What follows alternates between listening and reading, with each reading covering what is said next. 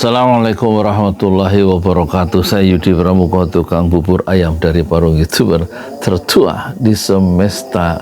Tentu Sri Mulyani kecewa ketika rumahnya dijarah dan disaksikan penjarahan Menteri Keuangan itu di seluruh dunia, dan orang sudah terlanjur Bank Dunia menganggap Bank Dunia menganggap dia sebagai Menteri Keuangan terbaik, tetapi Reza Ramli mengatakan dia adalah Menteri Keuangan terbalik.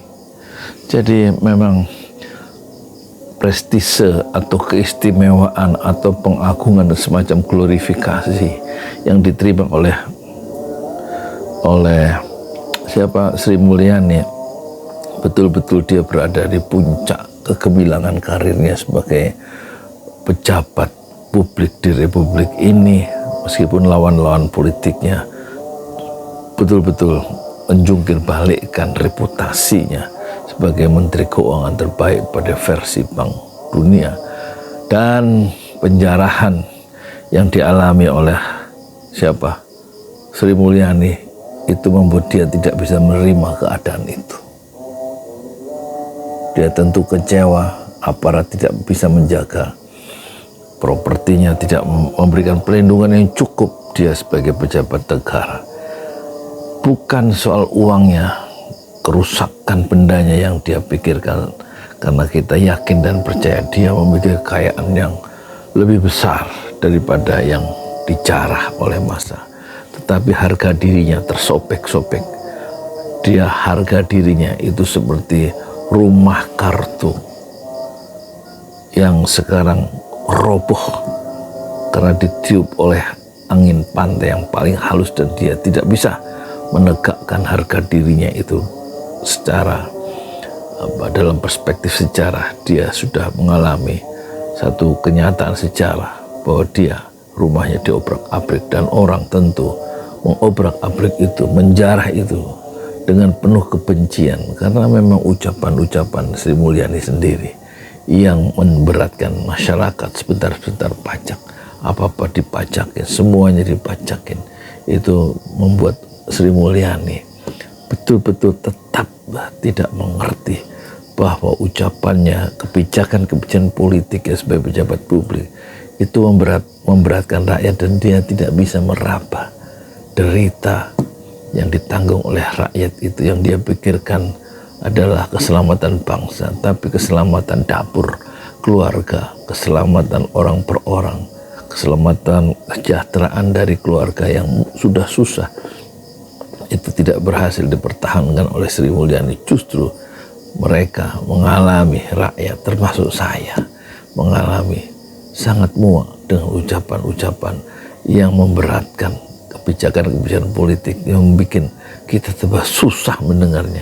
Rakyat itu berhak loh sejahtera di negerinya sendiri. Rakyat itu berhak loh bahagia mendengar ucapan-ucapan menterinya yang betul-betul membahagiakan. Ini justru membuat kita muak, dan itulah kemuakan itu memuncak pada pengerusakan itu.